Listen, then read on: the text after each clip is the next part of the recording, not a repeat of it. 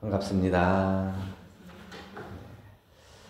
오늘 말씀드릴 거는 마음이 살아있으므로 사심잡념이 생긴다 라는 제목으로 말씀을 드립니다. 풀이 하나도 나지 않는 땅을 뭐라 그래요? 사막. 풀이 하나도 나지 않아요. 그래서 사막이라고.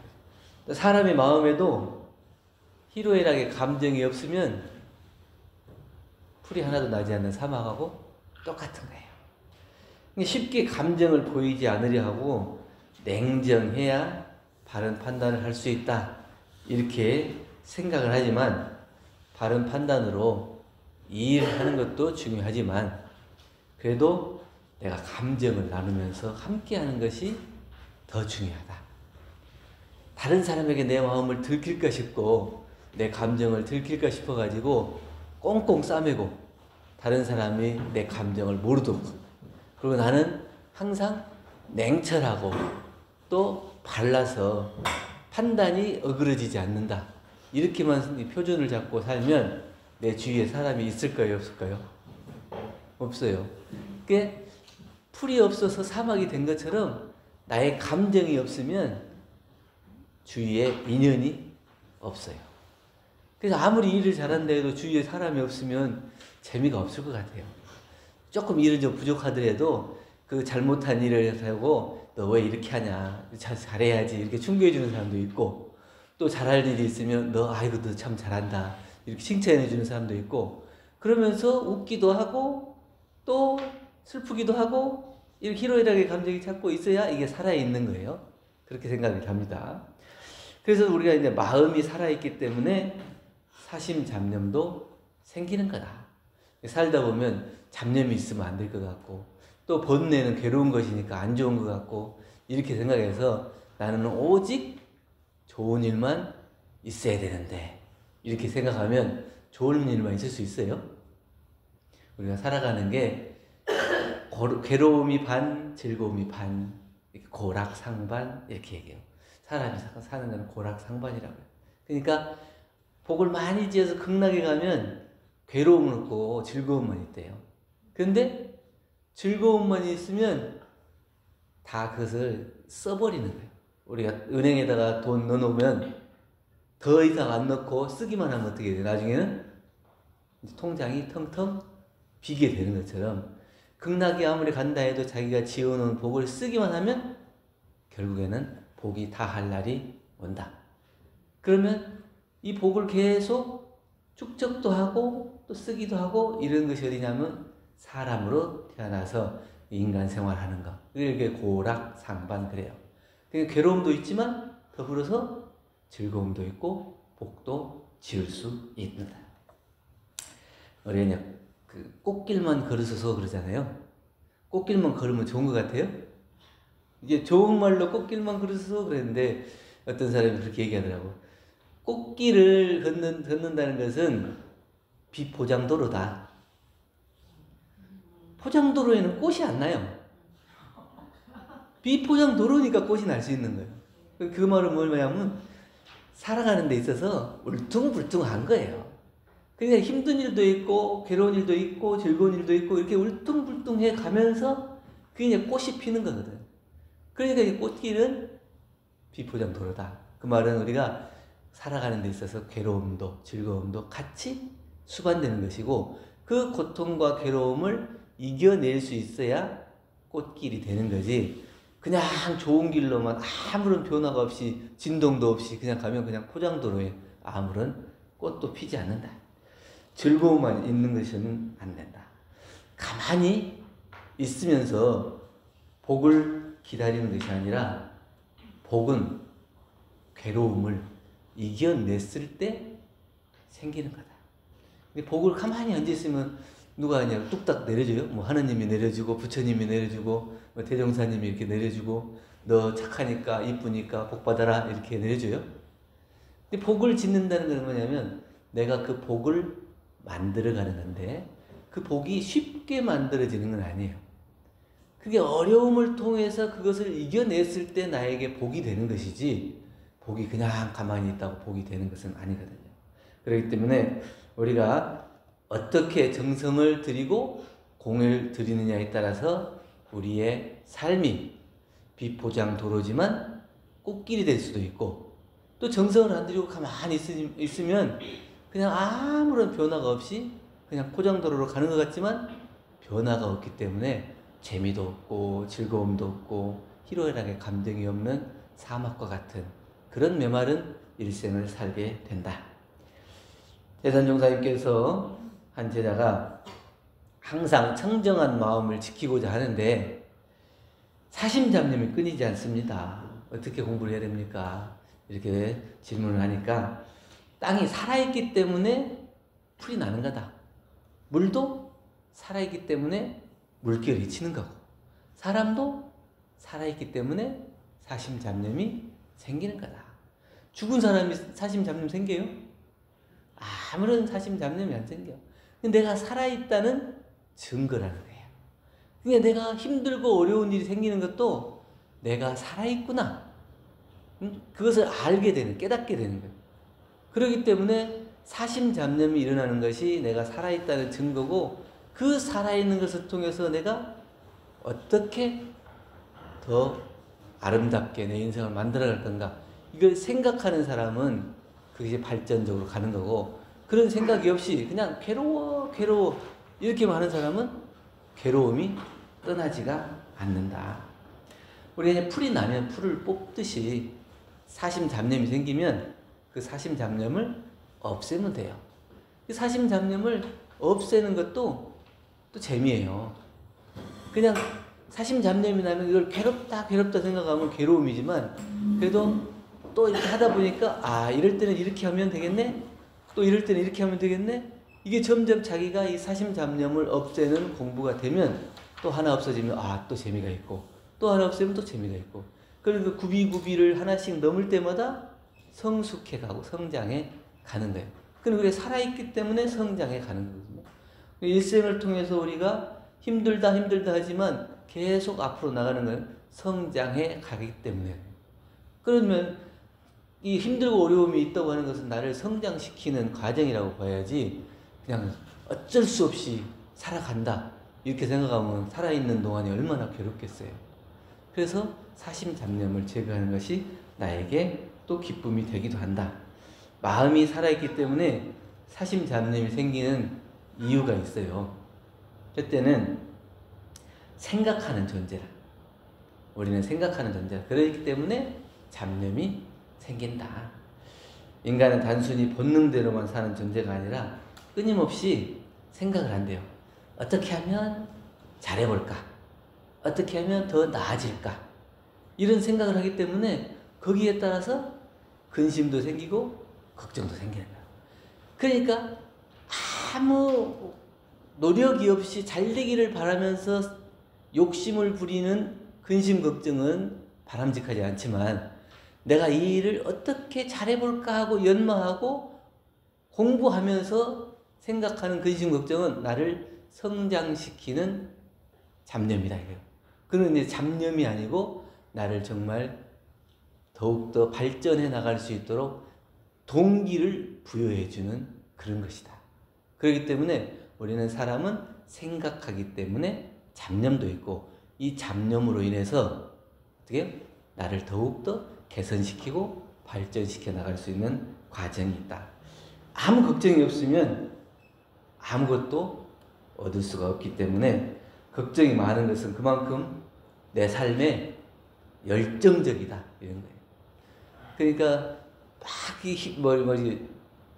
머릿속이 막 복잡하고 막 여기서 저기서 막 뛰고 이렇게 막 하는 사람 있잖아요. 그러면 우리가 생각할 때 저 사람은 저렇게 정신없이 살아서 어떻게 사는가 이렇게 생각할 수 있지만, 또 다른 편으로는 저 사람 정말 열정이 많구나, 뭔가를 하도 하겠다 이렇게. 그 사람은 그렇게 열심히 살면서 또 그만큼의 머리가 돌아가는 거예요. 근데 우리가 생각했을 때 그 사람은 일거리를 만든다고 생각하지만 사실은 자기의 삶에 충실한, 또 자기의 삶에 열정적으로 사는 그걸로 인해서 그 사람은 더욱더 발전해 나갈 계기가 된다고 하는 거예요.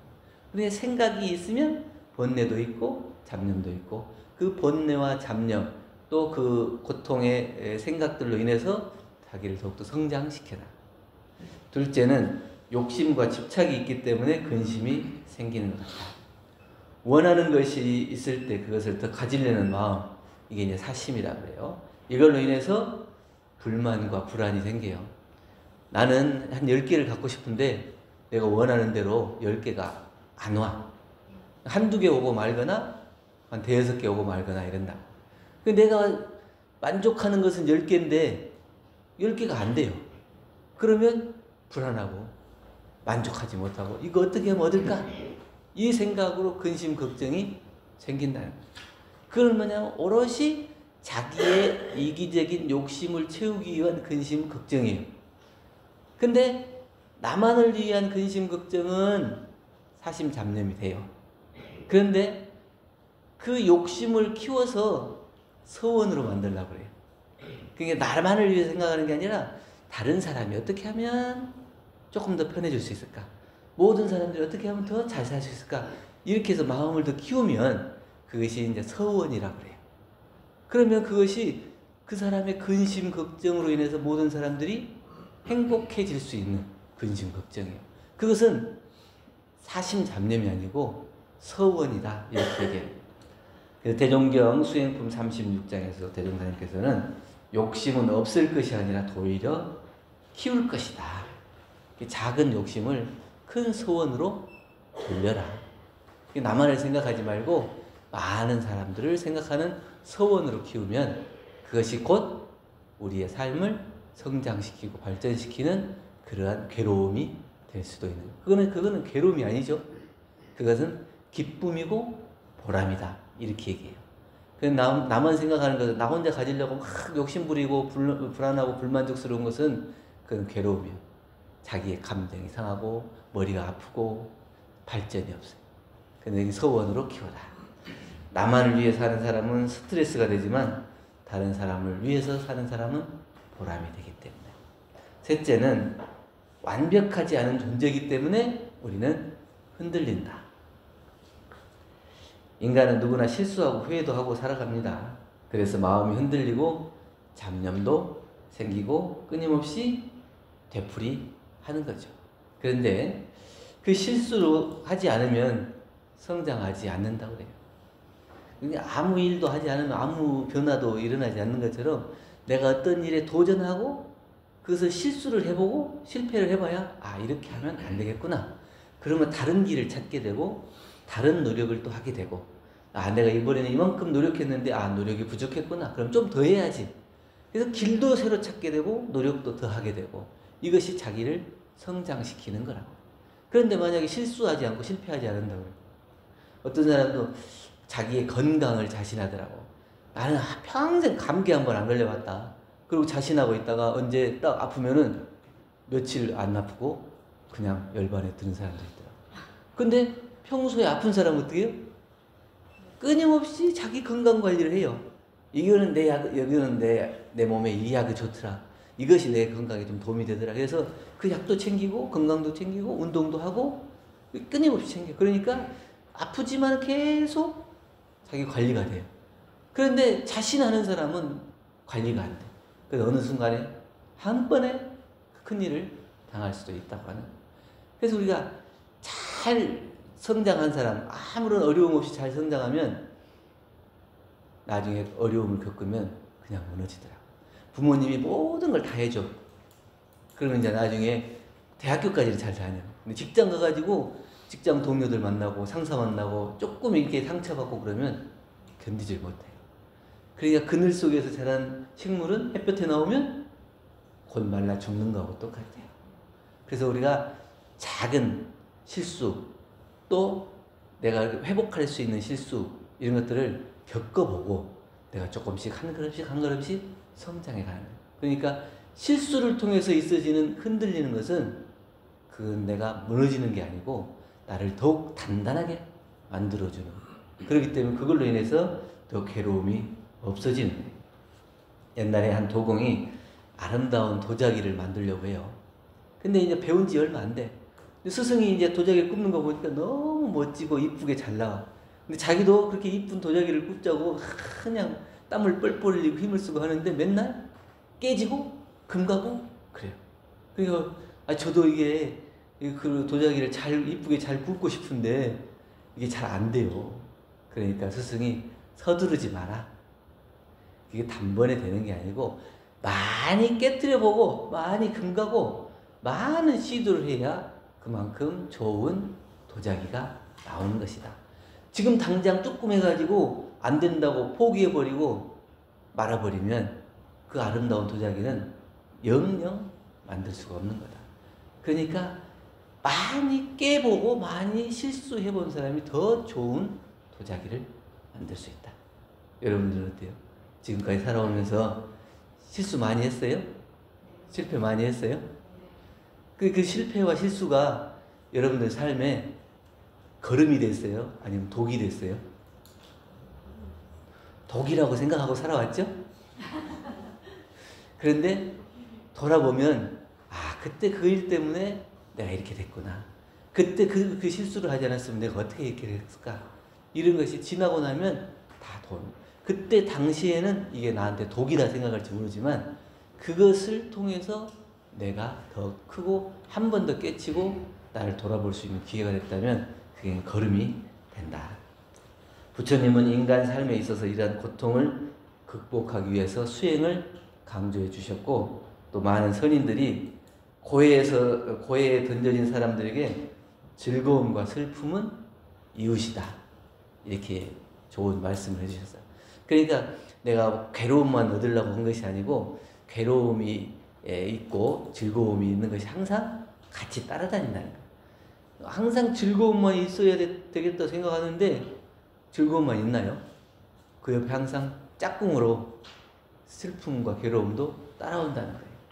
근데 그것을 알면 어떻게 해요? 괴로울 때 너무 괴로워하지 않을 수 있고 즐거울 때도 너무 즐거워하지 않을 수 있어요. 그것을 요령을 잡아서 우리가 삶을 살아가는 거예요. 어떤 사람은 막 좋은 일이 생기면 한도 끝도 없이 좋은 일이 생겼다고 흥청망청 살아. 그래서 괴로움이 생기기도 해요. 어떤 사람은 괴로운 일이 생기면 너무 자기 인생을 다 포기하고 좌절하고 그냥 끝장을 보을 것처럼 그렇게 살아요. 그런데 삶은 어떤다고요? 왔다 갔다 한다는 거예요. 고통과 괴로움, 즐거움이 올라갔다 내려갔다 한 이유처럼. 그러니까 지금 내가 괴로우면 또 즐거운 일도 오는 거고 또 즐거운 일이 오면 괴로운 일도 오는 거고, 그러나 다만 거기 있어지는 것을 우리가 알아서 그것을 잘 조절하고 살면 우리 인생이 그렇게 힘들고 어렵지는 않을 거다, 이런 얘기입니다. 마음이 살아있기 때문에 사심 잡념이 생기는 것이고 어떻게 다스려 가는 것인가 하는 것이 더 중요하다. 어차피 우리가 살아가는 데 있어서는 기쁨도 있고 즐거움도 있고 없을 수가 없어요. 그런데 그것을 어떻게 우리가 잘 조절해서 살아갈 것이냐. 욕심이 생길 때는 내가 정말 원하는 것이 뭐냐 이렇게 한번 생각해 보자는 거예요. 내가 저걸 그냥 무턱대고 저걸 가져야지, 저게 없으면 안 돼, 이렇게 생각하는 게 아니라 내가 왜 저것이 필요할까? 내가 무엇을 하기 위해서 이게 필요할까? 내가 저걸 원하는 이유가 뭘까? 이거를 생각해 보면 과도한 욕심이 나오지 않는다. 또 잡념이 많아질 때도 이 순간에 집중하자고 하는 거예요. 그러니까 잡념이라고 하는 것은 과거에 대한 그런 아쉬움, 미련, 이런 것들, 또 같은 미래에 대한 근심 걱정 때문에 생기는 건데, 과거나 미래에 대해서 아직 지나가고 아직 오지 않은 이런 근심 걱정에 너무 에너지 소비하지 말고 지금 내가 해야 될 일이 뭔가, 지금 나에게 필요한 일이 뭔가, 여기에 집중하다 보면 그런 근심 걱정들이 사라진다. 또 비교나 후회가 올라올 때는 내가 가진 것에 감사를 할 수 있어야 한다.